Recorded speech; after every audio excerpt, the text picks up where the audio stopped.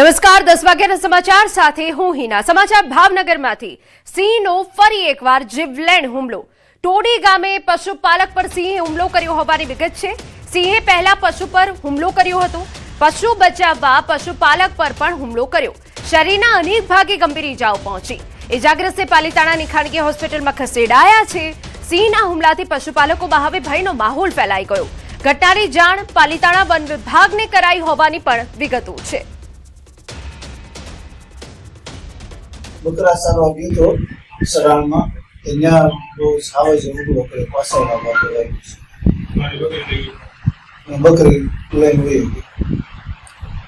પછી તમને સાવાગે મૂકી દીધો? હા, એ લાકડી મારી એટલે એમને મૂકી દીધો। તો અમારા સંવાદદાતા નીતિન વધુ વિગતે વાત કરવા જોડાયા છે। નીતિન, વન વિભાગની ટીમ કેવી રીતે એક્શનમાં આવી છે? શું કાર્યવાહી થઈ રહી છે? ચોક્કસ વાત કરીએ તો ભાવનગર જિલ્લામાં ફરી એક ઘટના છે તે સામે આવી છે। પશુપાલક પર સિંહ દ્વારા જીવલેણ હુમલો કરાયો અને ઘટના સામે આવી છે। ઘટના છે તે સિહોર તાલુકાના ટોડી ગામની ઘટના છે। ત્યાં નજીકના વિસ્તારમાં જે ગોચરની જમીન હતી ત્યાં પશુપાલક પોતે પશુ ચરાવી રહ્યો હતો। તે સમય દરમિયાન અચાનક જ તે સિંહે પશુપાલકના પશુ માલઢોર પર હુમલો કરતા તેને તેમાંથી છોડાવવા માટે જે પશુપાલક વિજયભાઈ હતા તેઓએ પ્રતિકાર સિંહ સામે કરતા સિંહે અચાનક હુમલો તેમના પર કર્યો હતો અને ત્યારબાદ તે હુમલામાં વિજયભાઈ છે તે ઘાયલ થયા હતા અને ઘાયલ થયા બાદ તેઓને સ્થાનિક લોકો દ્વારા હાલ તો સરકારી હોસ્પિટલ ખાનગી હોસ્પિટલ છે ત્યાં આગળ તેમને સારવાર અર્થે લઈ જવામાં આવ્યા હતા અને આ સમગ્ર ઘટનાને લઈને વન વિભાગની ટીમ છે તેમને પણ જાણ કરવામાં આવી છે। વન વિભાગ દ્વારા આ વિસ્તારના જે ટ્રેકરો છે અને વનકર્મીઓ છે તેમના દ્વારા જો આવું કોઈ હિંસક પ્રાણી સિંહ અથવા તો અન્ય કોઈ હિંસક પ્રાણી છે તો તેમને જંગલ વિસ્તારમાં ખદેડવાનો પ્રયાસ છે તે હાથ ધરવામાં આવી રહ્યો છે। બિલકુલ, આભાર। અને હવે સમાચારમાં આગળ વાત કરીએ ચાંદીપુરા વાયરસના કહેર વિશે।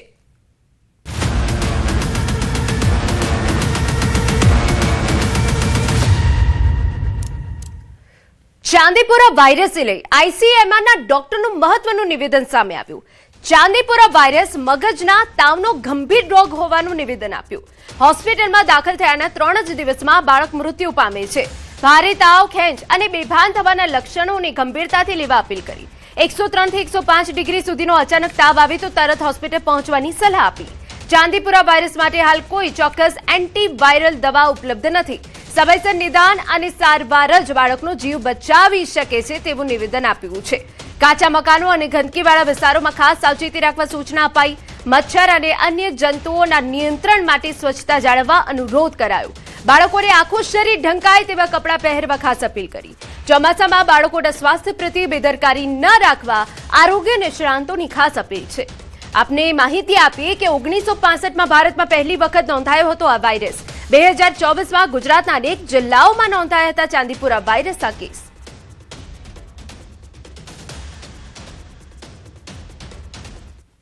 લગભગ 25 જૂનના પછી વરસાદની શરૂઆત થાય, વાદળો ઘેરાવા માંડે ત્યાંથી લઈ અને મગજનો તાવ, ચાંદીપુરા વાયરસ એ એક પ્રકારનો મગજનો તાવ છે।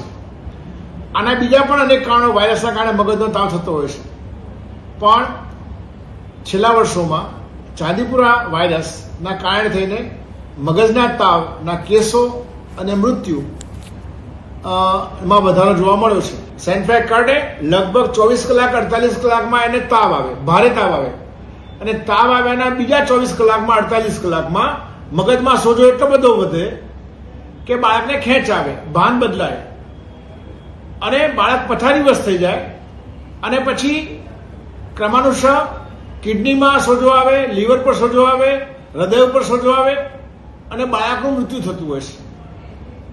તાવ આવે ને 3-4 દિવસમાં તો બાળકનું મૃત્યુના મુખમાં ધકેલાઈ જાય છે।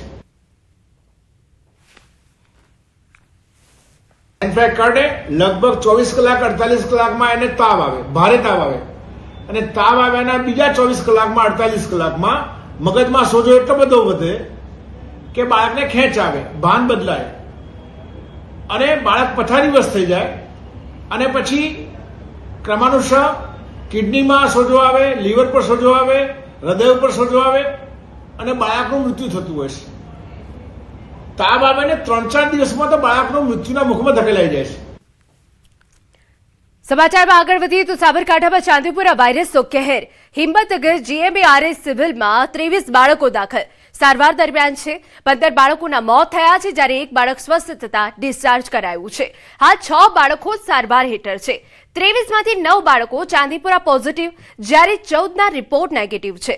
સાબરકાંઠાના 12 બાળકોમાંથી 6ના મોત થયા, 3 બાળકો સારવાર હેઠળ છે, જ્યારે 3 બાળકો સાજા થઈ ગયા છે. જિલ્લામાં 4 બાળકોના રિપોર્ટ પોઝિટિવ છે, 8ના નેગેટિવ છે.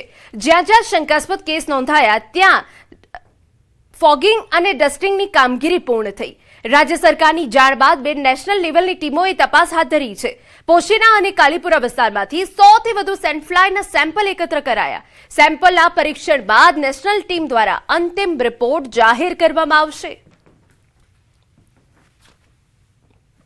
23માંથી 15 કેસોના ડેથ થયેલા છે. 6 કેસ એવા છે કે જે અત્યારે હાલ એડમિટ છે અને 2 કેસ ડિસ્ચાર્જ થયા છે. આ જો ટોટલ 23 કેસ જીએમઆરએસ મેડિકલ કોલેજમાં જોઈએ તો એમાંથી 9 કેસ પોઝિટિવ આવ્યા છે. આ જીએમઆરએસમાં જે કેસ આવે છે એ કેસ સાબરકાંઠા ઉપરાંત રાજસ્થાન અન્ય નજીકના જિલ્લાઓમાંથી પણ આ કેસ આવતા હોય છે. જો સાબરકાંઠાની વાત કરીએ તો સાબરકાંઠામાં અત્યાર સુધી 12 જેટલા સસ્પેક્ટેડ કેસ જોવા મળ્યા છે. એમાંથી 6 જેટલા બાળકોના મૃત્યુ થયા છે. 3 જણા સાજા થઈ અને ઘરે ગયા છે અને 3 જણા અત્યારે ઇન્ડોર છે. ચાંદીપુરા વાયરસને લઈ પાટણ જિલ્લા આરોગ્ય તંત્ર એલર્ટ મોડ પર આવી ગયું. જિલ્લામાં અત્યાર સુધી ચાંદીપુરાના 3 કેસ નોંધાયા, જેમાં એક બાળકનું મોત થયું, જ્યારે 2 બાળકો સારવાર હેઠળ છે. પરિસ્થિતિને ધ્યાનમાં રાખી જિલ્લા પ્રમુખ પંચાયત પ્રમુખ ભાવિક પટેલે આરોગ્ય વિભાગને તાત્કાલિક પગલાં લેવા સૂચના આપી. જિલ્લાના તમામ કાચા મકાનોની યાદી તૈયાર કરી ત્યાં સ્પેયરિંગ અને ડસ્ટિંગની કામગીરી ઝડપથી પૂર્ણ કરવાનો આદેશ આપવામાં આવ્યો. ખાસ કરીને પાટણ, સરસ્વતી અને સમી તાલુકામાં આરોગ્ય વિભાગે સતર્કતા વધારી છે અને રોગચાળો ફેલાતો અટકાવવા કામગીરી તેજ કરી છે.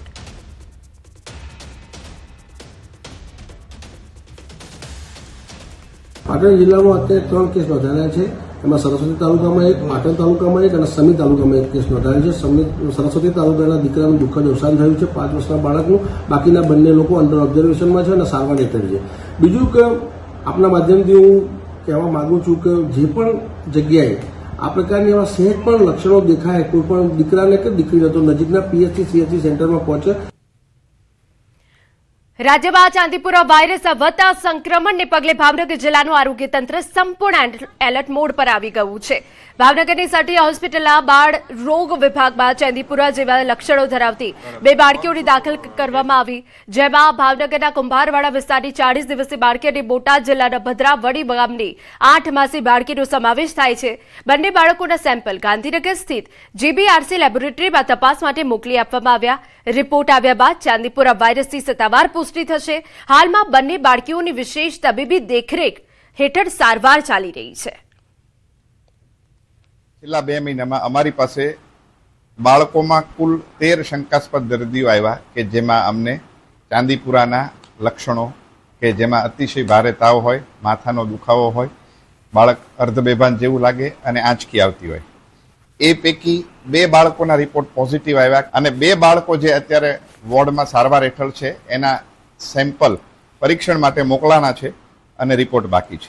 બાળકોનું સેપરેટ આઈસીયુ અને નિયોનેટલ આઈસીયુ અવેલેબલ છે, જે બધા જ સાધનો, જરૂરી સાધનોથી સુસજ્જ છે. બેડ સાઇડ ઓક્સિજન મળી શકે એની વ્યવસ્થા છે. બ્લડ ગેસ પણ ત્યાં જ મોનિટર થઈ જાય એવી વ્યવસ્થા છે. બાળકોના સેમ્પલ છે એ જીબીઆરસી ગાંધીનગર મોકલવાની સરકારની સૂચના પ્રમાણે મોકલવામાં આવે છે અને ત્યાંથી 1 થી 1.5 દિવસમાં એના રિપોર્ટ આવતા હોય છે. તો બંને બાળકીઓના સેમ્પલ લેબોરેટરીમાં મોકલી આપવામાં આવ્યા છે. રિપોર્ટ બાદ જ સત્તાવાર પુષ્ટિ કરી શકાશે. પરંતુ જે રીતે ચાંદીપુરા વાયરસ ફેલાયો છે તેને લઈને હવે આરોગ્ય વિભાગ સતર્ક થયું છે અને તમામ જગ્યાઓ છે કે જ્યાં સેન્ડફ્લાયનો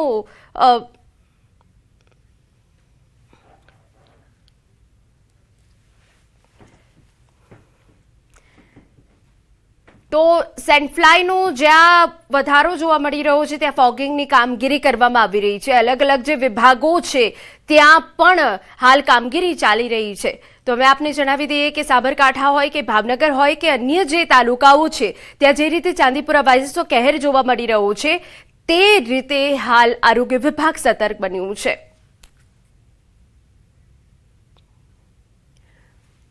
ચાંદીપુરા વાયરસની જો વાત કરવામાં આવે વિસ્તારથી તો 5 એવા જિલ્લા છે કે જ્યાં ચાંદીપુરા વાયરસનો કહેર જોવા મળી રહ્યું છે. અમે આપને જણાવીએ કે રાજકોટ જે છે ત્યાં એક કેસ નોંધાયો છે. એ સિવાય ભાવનગરમાં પણ એક કેસ છે, ખેડામાં એક કેસ છે, ગાંધીનગરમાં એક કેસ છે, અરવલ્લી, સાબરકાંઠામાં પણ એક કેસ છે. હવે જે જગ્યાઓ પર કેસો નોંધાયા છે ત્યાં આરોગ્ય વિભાગ સતર્ક થયું છે. અમે આપને જણાવી રહ્યા છે કે કેસ અત્યાર સુધી 5 જિલ્લામાં જો વાત કરવામાં આવે તો 35 કેસો નોંધાયા છે અને એ સિવાય જો વાત કરવામાં આવે તો 22ના મોત થઈ ગયા છે. આરોગ્ય વિભાગ પણ અપીલ કરી રહ્યું છે કે જ્યારે 103 થી 105 તાવ દેખાય તો તાત્કાલિક બાળકને સારવાર આપવી જોઈએ જેથી કરીને તેનો જીવ બચી શકે. અને એ સિવાય જો વાત કરવામાં આવે તો આ જે જિલ્લાઓ છે રાજકોટ છે, ખેડા છે, ભાવનગર છે, ગાંધીનગર છે, સાબરકાંઠા છે ને અરવલ્લી છે ત્યાં હાલ ચાંદીપુરા વાયરસનો કહેર જોવા મળી રહ્યો છે. ત્યાં આરોગ્ય વિભાગ સતર્ક છે. હવે સમાચારમાં આગળ વાત કરીએ અમદાવાદમાં તો ચોમાસા દરમિયાન મચ્છરજન્ય અને પાણીજન્ય રોગચાળો કાબૂમાં લેવા એએમસી કડક કાર્યવાહી શરૂ કરી. આરોગ્ય વિભાગે શહેરની 1000થી વધુ કન્સ્ટ્રક્શન સાઇટનું ચેકિંગ કરતા 211 સ્થળોએ મચ્છરના બ્રીડિંગ મળી આવ્યા, જેને પગલે 7 ઝોનની 16 સાઇટ સીલ કરાઈ. 10,11,000 રૂપિયાથી વધુનો દંડ ફટકારવામાં આવ્યો, જ્યારે 349 સાઇટને નોટિસ આપવામાં આવી. એએમસીએ ચેતવણી આપી છે કે વારંવાર મચ્છરના પોરા મળી આવશે તો સંબંધિત સંચાલક અથવા મેનેજરની રજા ચિઠ્ઠી પણ રદ કરવામાં આવશે. જુલાઈ મહિનામાં શહેરમાં ડેન્ગ્યુના 60, મેલેરિયાના 38, ઝાડા ઉલટીના 422, કમળાના 88 અને ટાઇફોઇડના 267 કેસ નોંધાયા છે. અંદાજિત 1000 જેટલા થી પણ વધારે પ્રિમાઇસીસને ચેક કરવામાં આવેલું છે, જેમાં મેઇનલી કન્સ્ટ્રક્શન સાઇટનો સમાવેશ કરવામાં આવેલો છે. 211 જગ્યાએ અમને આ જગ્યાએ બ્રીડિંગ મળેલું હતું અને આ તમામ જગ્યાએથી 10 લાખથી પણ વધારે વહીવટી ચાર્જ વસૂલ કરવામાં આવેલો છે. અન્ય મહત્વના સમાચાર પર નજર કરીએ. રાજકોટ કોઠારિયા રોડ પર આવેલા સુભાષનગર વિસ્તારમાં મકાનમાં આગ લાગતા અફરાતફરી મચી હતી. આગની ઘટનાને પગલે મકાનમાં રહેલા 5 લોકો અંદર ફસાઈ ગયા હતા. ઘટનાની જાણ થતાં રાજકોટ ફાયર બ્રિગેડની ટીમ તાત્કાલિક સ્થળ પર પહોંચી હતી. ફાયર જવાનોએ બચાવ કામગીરી હાથ ધરી મકાનમાં ફસાયેલા તમામ 5 લોકોને સલામત રીતે બહાર કાઢી લીધા. ફાયર બ્રિગેડની સમયસરની કામગીરીના કારણે મોટી દુર્ઘટના ટળી હતી. ઘટનામાં કોઈ જાનહાનિ નથી થઈ. આગ કયા કારણોસર લાગી અને કેટલું નુકસાન થયું તે અંગેની વધુ વિગતોની તપાસ હાથ ધરવામાં આવી છે. સુરેન્દ્રનગરના વોર્ડ 13માં પ્રાથમિક સુવિધાઓનો અભાવ જોવા મળ્યો. રસ્તા, ગટર, પાણીના નિકાલે લોકોને પરેશાન કર્યા. વરસાદ બાદ રસ્તાઓ બિસ્માર બનતા અકસ્માતનો ભય. ભાજપ પર ફોટો સેશન કરી ખોટી જાહેરાતોના આક્ષેપ લાગ્યા. કોંગ્રેસે તાત્કાલિક રિપેરિંગની માંગ કરી. કામ નહીં થાય તો ધરણા અને મનપા ઘેરાવની ચીમકી ઉચ્ચારી. શહેર કોંગ્રેસ આગેવાનો સાથે સ્થાનિકોનો વિરોધ ઉગ્ર બન્યો છે. મોન્સૂન કામગીરી તમારાથી થઈ નહીં એટલે તમારે અડધા પાણીએ જઈને તમારે લોકોની વાવાઈ લૂંટવી પડે. પણ હું જનતાને કહેવા માંગુ છું કે આ તમારી વચ્ચે પાણીમાં આવે એ સારી ખાસી વસ્તુ છે, સારી વાત છે, પણ એ ધારત તો આ પાણી ભરાતું નથી. આજે શોર્ટ સર્કિટ થવાના કારણે આજે કોઈ પણ વ્યક્તિનું મૃત્યુ થઈ જાય એ પણ પરિસ્થિતિનો સામનો થઈ શકે એવી પરિસ્થિતિ છે. ત્યારે તંત્ર ક્યારે જગશે, ક્યારે જાગશે, આ તંત્રને ક્યારે ખબર પડશે શું વઢવાણની વોર્ડ નંબર 13ની જનતા એ જનતા નથી, એ માત્ર ને માત્ર મરી જવા જ પેદા થઈ એ પરિસ્થિતિમાં છે. તો તાત્કાલિક ધોરણે વઢવાણ અને સુરેન્દ્રનગર મહાનગરપાલિકાને અમારી નમ્ર નિવેદન છે કે તાત્કાલિક ધોરણે યોગ્ય કાર્યવાહી કરવા નમ્ર, અન્યથા અમે મહાનગરપાલિકા ઘેરાવનો કાર્યક્રમ કરશું. સમાચાર જૂનાગઢમાંથી. માંગરોળના ધારાસભ્ય ભગવાનજી કરગટિયા વિવાદમાં આવ્યા છે. જામવાડી પુલના નિરીક્ષણ દરમિયાન બોલાચાલીનો આક્ષેપ થયો. અરજદારને અપમાનિત કરી અપશબ્દો બોલ્યાનો આક્ષેપ છે. અધિકારીઓની હાજરીમાં અરજદાર સાથે ઉગ્ર બોલાચાલી કરી. ધારાસભ્ય છું કહીને દાદાગીરી કર્યાનો આક્ષેપ છે. ઘટનાનો વિડીયો વાયરલ થયો છે.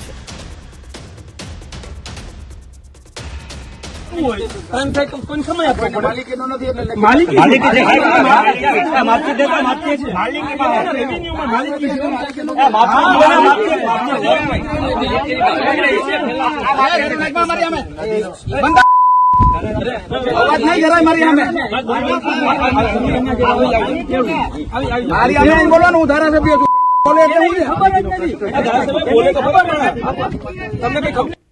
સમગ્ર મામલે ધારાસભ્ય ભગવાનજી કરગટિયાએ કર્યો ખુલાસો. અરજદાર આમ આદમી પાર્ટીનો કાર્યકર હોવાનો દાવો કર્યો. કહ્યું રોટી શબ્દનો જ ઉપયોગ કર્યો, કોઈ અપશબ્દ બોલ્યો નથી. ગેરકાયદે પુલનું કામ બંધ કરાવવા આપી હતી નોટિસ. 3 નોટિસો છતાં કામ નહોતા બંધ કરતા. સ્થળ પર ગયા તો આપના કાર્યકરે ખોટી દલીલો કરી. અને આપના કાર્યકર ત્યાં આવી અને મારી સામે દલીલ કરતા હતા, એટલે મેં એને કીધું કે ભાઈ આ ગેરકાયદેસર છે ને પુલ તોડવો જરૂરી છે. એટલે બોલાચાલી થઈ છે ને સામાન્ય જે કંઈ રૂટિનમાં અમારો શબ્દ વપરાણા હોય એ રૂટિન શબ્દો છે આ વિસ્તાર માટે. કોઈ ગાળું બોલ્યો નથી કોઈને. તો અરજદાર કાસમભાઈ દલે આક્ષેપ કર્યા. સરપંચ અને ધારાસભ્ય સામે આક્ષેપ કર્યા. કહ્યું સરપંચ અને ધારાસભ્ય પુલ તોડવા માંગે છે અને આ પુલ મારી માલિકીમાં છે. પુલ તોડવા મારી જોડે બબાલ કરી અને અપશબ્દો બોલ્યા. ધારાસભ્ય છું કહીને દાદાગીરી કરી.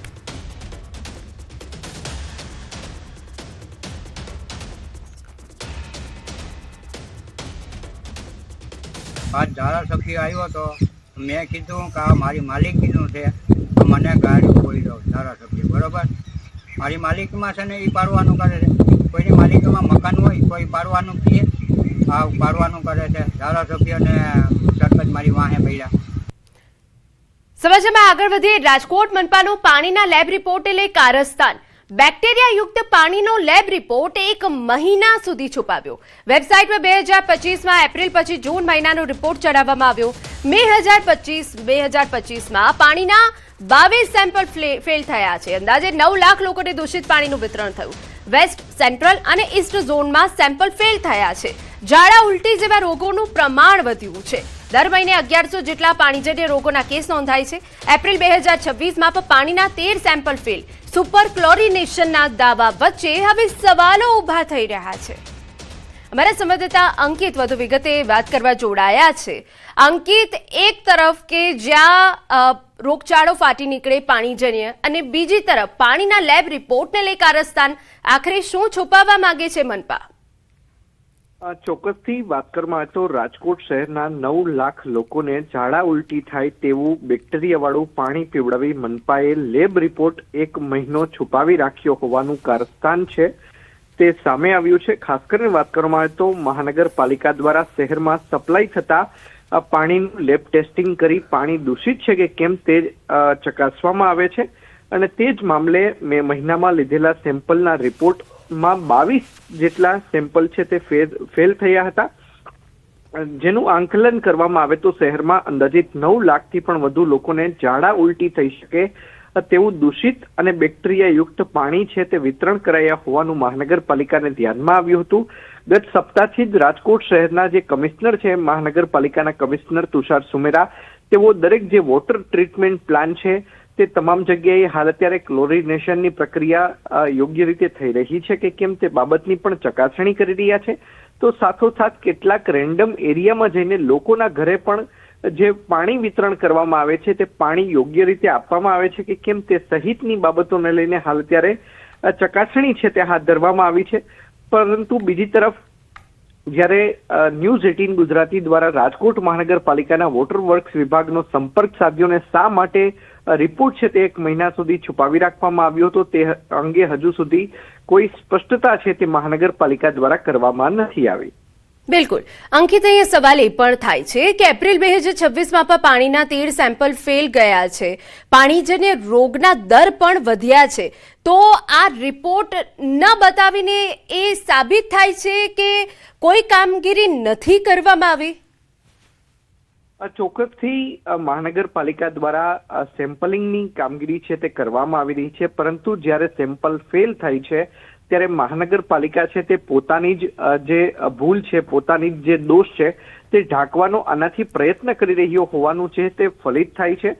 કારણ કે પાણીજન્ય રોગચાળાની જો વાત કરવામાં તો આરએમસીના જે આરોગ્ય કેન્દ્ર છે, કુલ 18 જેટલા મુખ્ય આરોગ્ય કેન્દ્ર છે.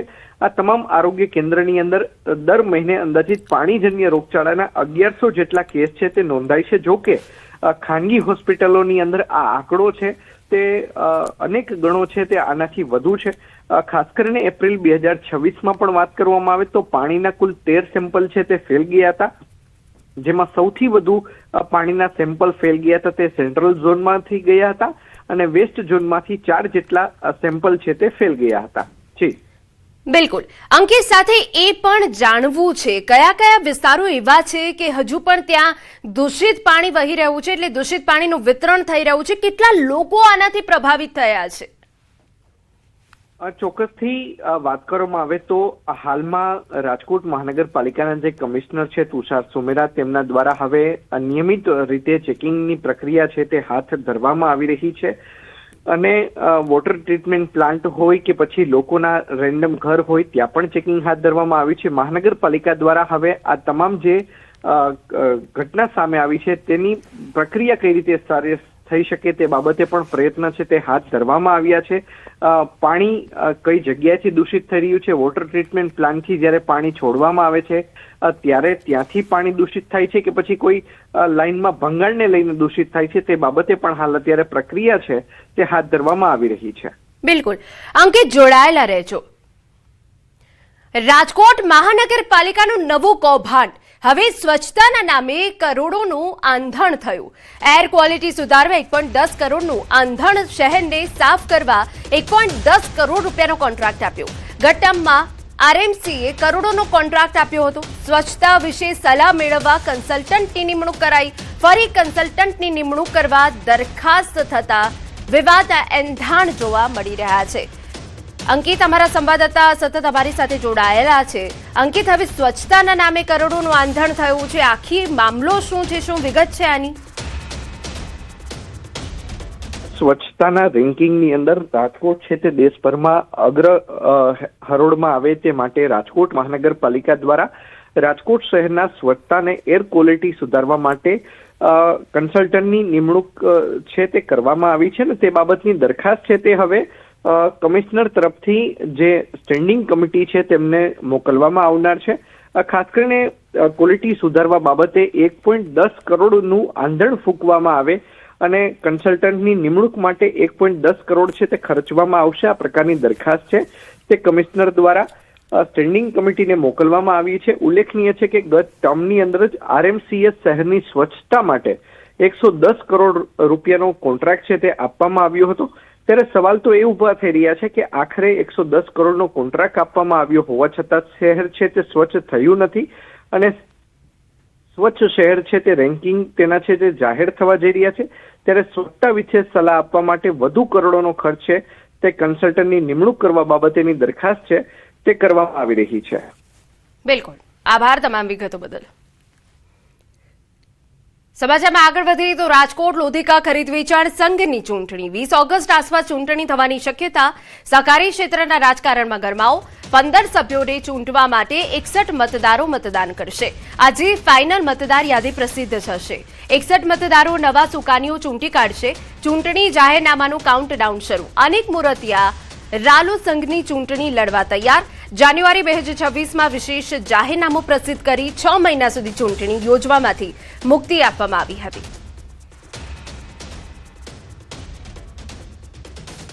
અને હવે મહત્વના સમાચાર. હોમ લોન ધારકો માટે ખુશખબરી. આરબીઆઈએ રેપો રેટમાં ન કર્યો વધારો. આરબીઆઈએ રેપો રેટ યથાવત રાખ્યો છે. રેપો રેટ 5.25 જે છે યથાવત રહ્યો છે. આરબીઆઈની બેઠકમાં નિર્ણય લેવાયો. આરબીઆઈ ગવર્નરે કહ્યું કે આંતરરાષ્ટ્રીય બજારમાં અસ્થિરતાના કારણે મોંઘવારી વધી છે. તો રિઝર્વ બેન્કે નવા નાણાકીય વર્ષની ત્રીજી મીટિંગમાં રેપો રેટમાં કોઈ ફેરફાર કર્યો નથી. ત્યારે 5.25% પર યથાવત રાખ્યો છે. આનાથી લોન મોંઘી કે સસ્તી નહીં થાય અને ઈએમઆઈ પણ વધશે કે ઘટશે નહીં, પરંતુ સ્થિર રહેશે. આરબીઆઈ ગવર્નર સંજય મલ્હોત્રાએ આ અંગે માહિતી આપી.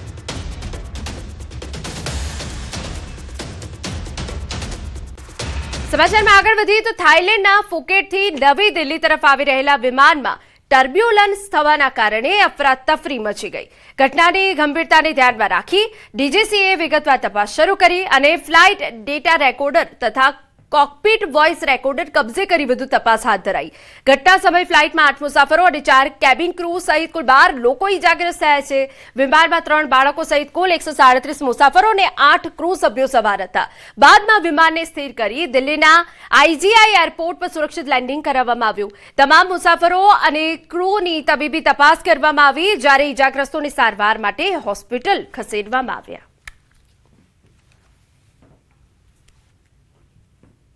સુરેન્દ્રનગર જિલ્લાના ધાંગધ્રા હળવદ હાઈવે પર આવેલા તારંગા જૈન તીર્થધામમાં ચકચાર મચાવતી ઘટના બની. પૂજારીના રૂમમાંથી પૂજારી પ્રવીણભાઈ રાઠવા અને તેમની પત્ની વર્ષાબેનના મૃતદેહ મળી આવ્યા. પ્રાથમિક આશંકા મુજબ વર્ષાબેનને હત્યા કર્યા બાદ પૂજારી ગળે ફાંસો ખાઈ આત્મહત્યા કરી હોવાનું માનવામાં આવી રહ્યું છે. પોલીસે બંને મૃતદેહને પોસ્ટમોર્ટમ માટે ખસેડી સમગ્ર મામલે તપાસ શરૂ કરી છે. મૃત્યુનું ચોક્કસ કારણ પોસ્ટમોર્ટમ અને પોલીસ તપાસ બાદ સ્પષ્ટ થશે. વડોદરા ક્રાઇમ બ્રાન્ચે આંતરરાજ્ય ગરફોડ ચોરીના શાતીર આરોપીની ધરપકડ કરી મોટી સફળતા મેળવી. સયાજીગંજના એક ફ્લેટમાંથી 71 લાખ રૂપિયાના 51 તોલા સોનાના દાગીનાથી ભરેલું આખું લોકર ચોરી કરનાર આરોપી અનિલ રાજભર જેલમાંથી છૂટ્યાના 10 દિવસમાં ફરી ચોરીમાં સક્રિય થયો. પોલીસે 300થી વધુ સીસીટીવી કેમેરાની તપાસ બાદ આરોપીને ઝડપી પાડ્યો. 31 તોલા સોનું કબજે કર્યું, જ્યારે બાકીનો મુદ્દામાલ મેળવવા વધુ તપાસ ચાલુ છે. लगातार जो है इसको ढूंढने के लिए हमने बाहर दूसरे राज्यों में भी भेजी, हम यहाँ गुजरात में भी इसको कर रहे थे, तो लेकिन अभी फाइनली जो है हम इसको पकड़ने में जो है कामयाब रहे हैं. इसके पास से हमें जो है लगभग 30 तोला सोना जैसा भी हमारा रिकवर हुआ है, तो टोटल 34 लाख जैसा हमारा अभी रिकवरी हुई है. कुछ अभी बाकी है जो अभी प्रोसेस हमारा चल रहा है, तो उसमें वो रिकवरी आगे शायद हो जाएगी. સમાચાર રાજકોટમાંથી. સૌરાષ્ટ્રમાં હાઈકોર્ટ બેન્ચની માંગ. હાઈકોર્ટની બેન્ચ મળે તે માટે બાર એસોસિએશનની રજૂઆત. બાર એસોસિએશને સાંસદ ધારાસભ્યને આવેદન આપ્યું. સીએમ બાદ મેયર અને ભાજપ પ્રમુખને પણ રજૂઆત કરી છે. આપને જણાવી દઈએ, પરસોત્તમ રૂપાલાએ કેન્દ્રીય કાયદા મંત્રીને પત્ર લખ્યો. રાજકીય સમર્થન મેળવવા બાર એસોસિએશનના પ્રયાસો છે.